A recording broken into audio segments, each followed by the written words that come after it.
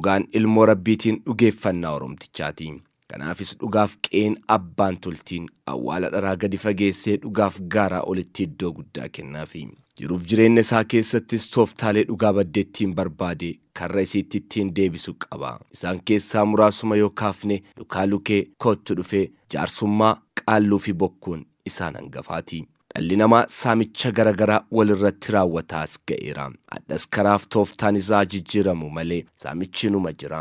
Kun hundi olaantummaa anatu caalaa mirkaneeffachuu fi miira ofittummaatiin kan durfamu yoo ta'u, saamicha lafaa, daangaa, qabeenya uumamaa kan seenaa fi eenyummaa kan ijaan argamuu fi hin argamnes dhalli namaa wal saamaa as ga'eera. Hundaa olitti seenaa fi eenyummaa saamamuu caalaa wanti nama dhukkubsu hin jiru. Seenaa lafaa kan eenyummaa filmaan isaa kumaa kitilli hatamee faaya warra seenaa hin qabne ta'uunis jaarraa hedduuf tajaajileera. Seenaan Abeebee Tuffaat irratti raawwatame isuma wal fakkaatudha baasi. Namni waa'ee Abeebee ol ka'aa waa'ee Adawaa haasa'uun hin danda'amu. Nama jeneraalicha Xaaliyaaniin gaanfa Afrikaatti hin koloneeffachuu dhufte san morma isaa kutee toonii fidee Xaayituutti kenne jechuudha. So Haayile Sillaaseen isaanis maal godhe maatii isaa hunda duguuge. Kan balaayis obbolaasaa warra isaa ijoollee sanyii isaanii balleesse jechuudha. Maaliif akka gaafisuun deebi'een gaafatama. Kaleessa sanyii isaa balleessanii boodarra immoo nama isaaf nahe nama isaaf garaa laafee fakkaatanii balaayii goota biraa naareet godhanii tolchanii seenessanii balaayii goota keenya jedhanii sanyii isa jijjiiranii daba lammaffaa hojjetu jechuudha. Galanni dhaloota xiiqii seenaa abbaa isaa faana dhahatuuf haa ta'uuti adda seenaa Baabilee fakkaakilee isaa suufuun soqee bakka awwaalamtee baasee takka lamaan dhaloota laakka'ee deebifatu argaa jirra. Seenaa kana hin beeknu nuyi kana dura abbaa Koostar jedhanii warraan isittiin dhaadatu nuyi garuu hin beeknu. Goototi baay'een maqaan isaanii maqaa Kiristaanaa fa'aa maqaa Amaaraa fa'aa waan fudhanneef hin beekamu yoo dhaqanii akaakiliitti deeman malee. Yoo gara akaakiliifaatti deemte immoo maal sanyii lakkaa'uun maal barbaachisaa jedhu. Sanyiidha sanyii lakkaa'uun maal godhaa jedhaniiti kan dubbatan jiru.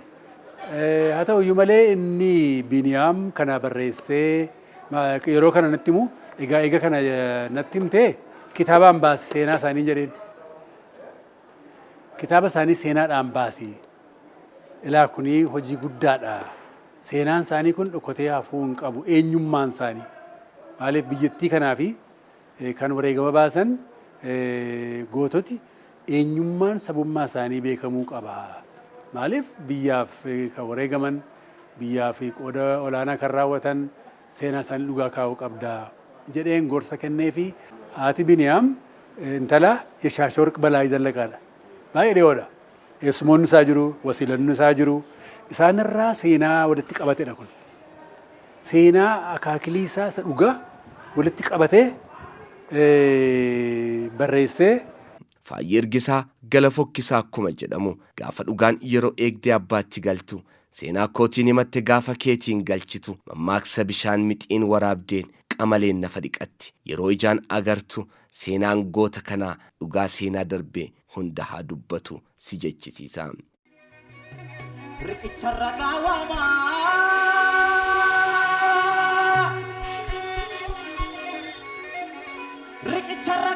Riqicha Adawaa guddaa isa Finfinnee jiru. Namni yoo seenaa dabses lafti seenaan jijjiiru. Eenyu akka sarracee Xaaliyaanii hunkuree. Gootichi beekamaan Balaay abbaa isaanii Baashaa Laaqqa'oo fi haadha isaanii Aadde Xaayituu Asanuurraa bulchiinsa olaanaa Walloo Booranaa Saayintii aanaa Caqataa bakka addaa ganda Gooxaa jedhamutti bara 1904 akka lakkoofsa Itoophiyaatti Oromoo Walloo keessaa kan Booranaa jedhaman damee Oromoo Tuulamaarraa dhalachuu isaanii seenaa isaanii dhugaatu ragaa ba'a. Gootummaanis abbaa isaanii irraa itti darbite. Tooftaa riphee loluun beekamu. Akkuma gootota Oromoo kaanii gootummaan isaatis kan gandaa fi magaalaa tokko keessatti daangeffame miti. Gootummaanis abbaa isaanii irraa itti darbite. Tooftaa riphee loluutiin namni isaan gitu hin jiru. Akkuma gootota Oromoo kaanii gootummaan isaatis kan gandaa fi magaalaa tokko keessatti daangeffame hafe miti. Waggaa 29ffaa isaatti loltoota 100,000 olis hoogganeera. Dirreewwan waraanaa garagaraa irratti Itaaliyaanota mo'achuun gootummaa isaas mirkaneesseera. Biyya mootiin dhiisee yaa miila na baasi jedhee irraa baqate goota salphina oolche. Sanyii isaa ta'uun qofti nama boonsee onnachiisee geerarseera. Sagaleedhaanis hedduun isaanii weellisanii faarsaniiru.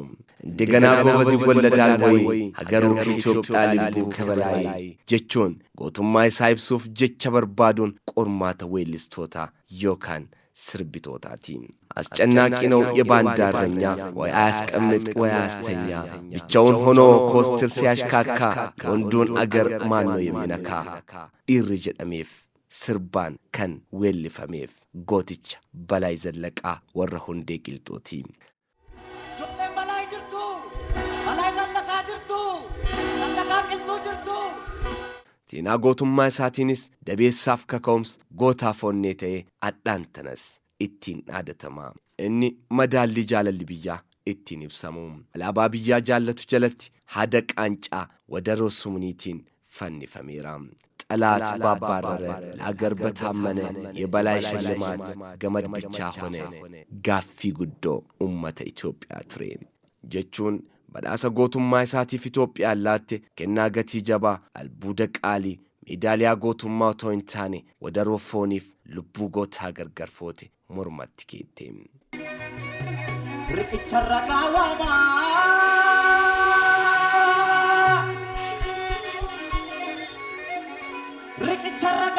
ርቅቸ አድዋ ጉዳይ ሰፍፊኔ ጅሩ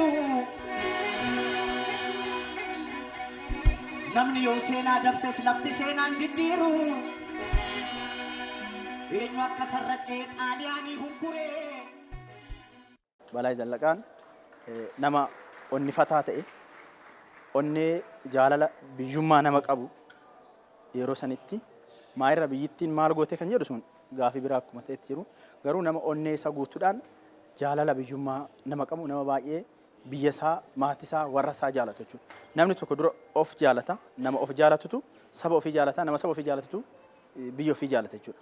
So balaay nama akkasii ture nama baay'ee biyya isaa jaalatu ture jechuudha. Biyyi gooticha ilma isii Balaay Zallaqaa abbaa koostir nyaatte adurreedha jechuuf adurreenuu jaalalaaf ilmoo nyaatti malee jibbaaf miti jedhama.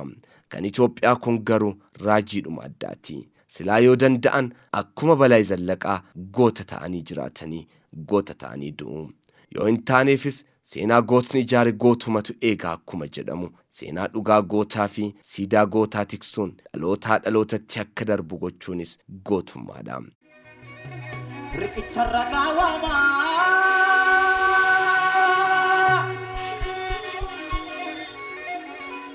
Riqicharragaawama riqicha adwaa guddaa isa finfinnee jiru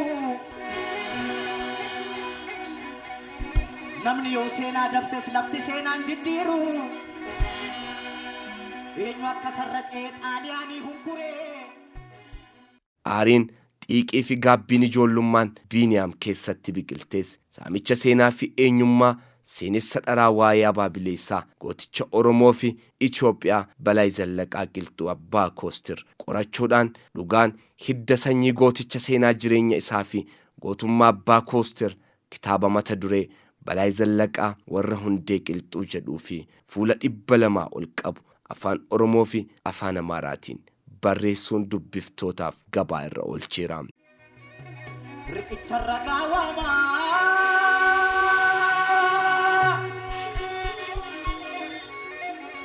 Riqicharragaawama riqicha adwaa guddaa isa finfinnee jiru namni yoo seenaa dabses lafti seenaan jijjiiru eenyu akka sarracee xaaliyaanii hunkuree. Dargaggoo fi barreessaan Darajjee Bahaaruu kitaaba seenaa gooticha Balaay Zallaqaa warra hundee Qilxuu afaan Amaaraatiin Biiniyaam barreesse gara afaan Oromootti hiikuudhaan dubbistoota bira akka ga'u kan taasise. Waa'ee kitaabichaa yoo dubbatu kitaabichi gaaffii dhalootaa waa'ee eenyummaa Balaay Zallaqaatiif deebii kan kenne ta'uu hima. Gaaffii guddaan ture waa'ee eenyummaa Balaay.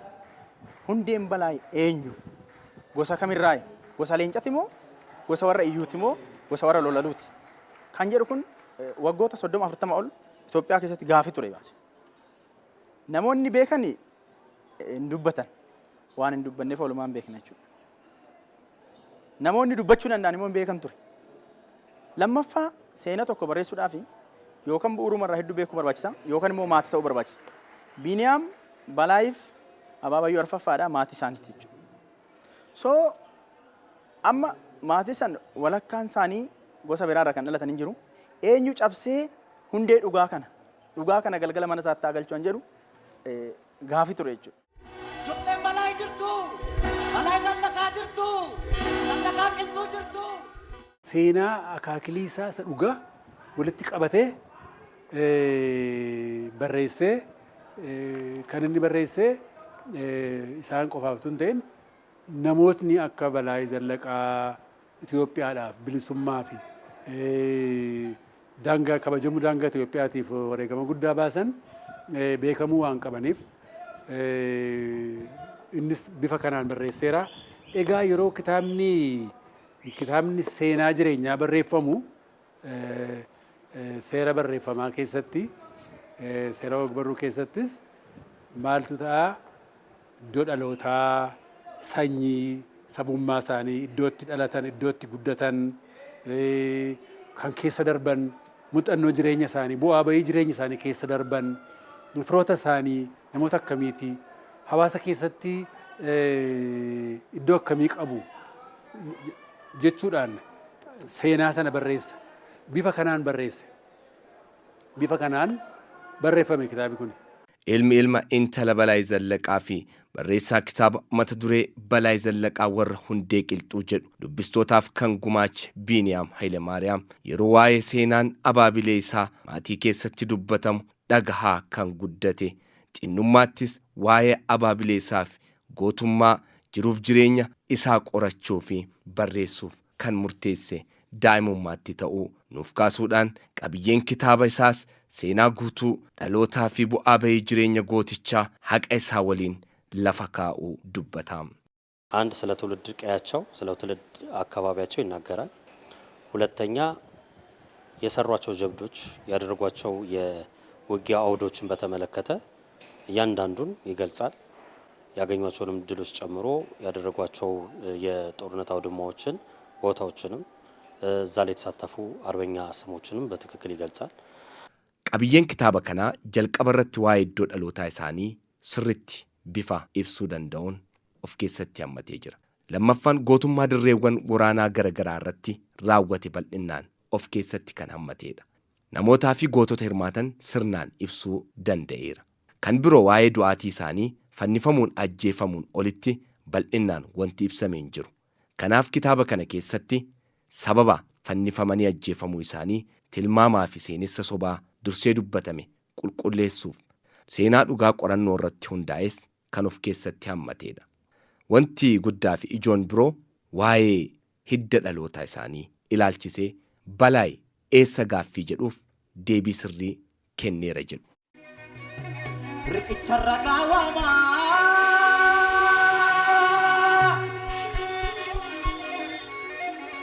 Riqicharra gaawwamaa riqicha adoo guddaa isa finfinnee jiru. Namni yoo seenaa dabses lafti seenaan jijjiiru. Eenyu akka sarracee xaaliyaanii hunkuree. በላይ ዘለቀ ወረ ሁንዴ ቂልጡ በአማርኛ ከራስ በላይ በሚለው ስንሄድ እዚህ ጋር ያለው የከቨሩ ምስል በጥቅሉ የነበረውን እውነትና ታሪክ ማስረዳት የሚችል ነው። waa'ee kitaaba kanaa qolli isaatu seenaa dhugaa gootichaa haala waliigalaa jiru akkaataa ibsuun hojjetame. Suuraan qola kitaabichaa dhaabbii fi fuula sirrii eenyummaa gootichaa kan ibsuu fi suuraa isaan waraana booda obboloota isaa qiyyeeffannaa dhukaasa matiriyessaa yeroo leenjisan ka'anidha. Siidaan isaan qubaan agarsiisaa jiranis mallattoo bilisummaa qofa otoo hin taane mul'istuu injifannoo gootota yeroo sanaati.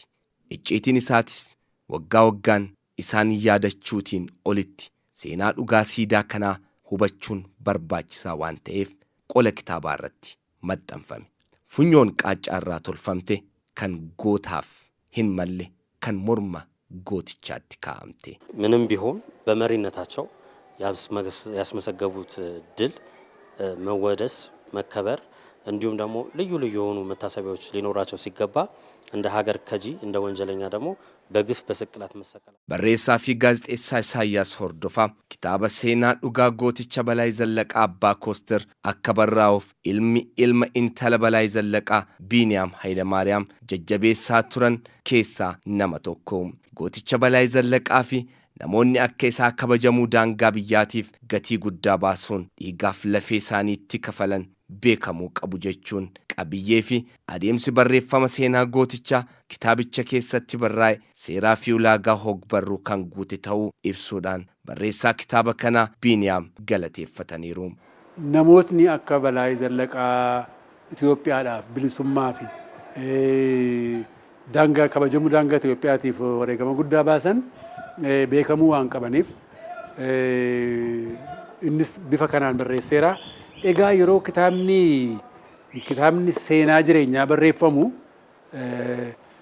seera barreeffamaa keessatti seera ogbarruu keessattis maaltu ta'a iddoo dhalootaa sanyii sabummaa isaanii iddootti dhalatan iddootti guddatan kan keessa darban muuxannoo jireenya isaanii bu'aa bayii jireenya isaanii keessa darban firoota isaanii namoota akkamiiti hawaasa keessatti iddoo akkamii qabu jechuudhaan seenaa sana barreessa. Bifa kanaan barreesse. Bifa kanaan barreeffame kitaabi kun. Maaliif yeroo barreeffamni kitaabni barreeffamu bifa kanaan ta'uu qaba.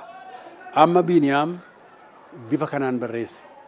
Egaa yeroo kana barreessu eenyummaan isaanii inni golgamee ture. Ifa ba'ee egaa kunoo har'a nu harka ga'eera. Seenaa gootota Oromoo kana dura beeknu irratti tokko nu dabaleera. Kanaaf baay'een isa galateeffadha. Ijoolleen Balaayi jirtu, Balaayi Zallaqaa jirtu, Zallaqaa Qilxuu jirtu. Maaliif sobaaf gurra kennuun dhugaa laaqii dibu? Dhugaan dhugaa jedhee fedhee nattaa dhi'u. Waan gaangeen hin dhalle dilluu jala kaa'u. Akkamiin waan goonni ijaareef dabeessa lakkaa'u. Maal? Yeroo hunduu hoo jedhee girrisee goraadee luqqisee shaanfoo isaa buqqisee farda isaa gogsiisee rasaa isaan faccisee alaammatee ilaallatee darbu. Darbateetti hordee yeroo dhiigni lolaafamee lafeenis kaakkamee xaaliyaan baqattee Itoophiyummaan erga sararame sodaa lubbuu tokko biyyaa kan godaane mootiin galtuu dhufee mootummaa qabatee ana dhiira biyyaaf duula goonatti faradee anaa gatiin koo kanaa olmaan koo kanaa gatiin dhiiga kooti beenyaan gonfoo argadhu aangoo kanaan eegamu mukatti akka hin gaaguramu duwinatti haa himamu qoosaa moo dhugaadha Itoophiyaa qoosaa moo dhugaadha Itoophiyaa mootiin du'a baqa Ingiliziin ture ummata fuuldura kee ol ijaajjee Balaayin fannisuuf chaappaan mirkaneesse yoos ati maal jetteen dhugaan koo adabu mormi koo wadaroon olmaan koo cabu maal jetteen Balaayi garuu dhugaa qabda wadaroon Itoophiyaa gootee hedduu nyaattee dabeessa Afriikicha dhiirota ishee haamtee summiidhaan butucha haqaaf teessoon qabdu dharatu yaabii bulcha tole haa ta'u.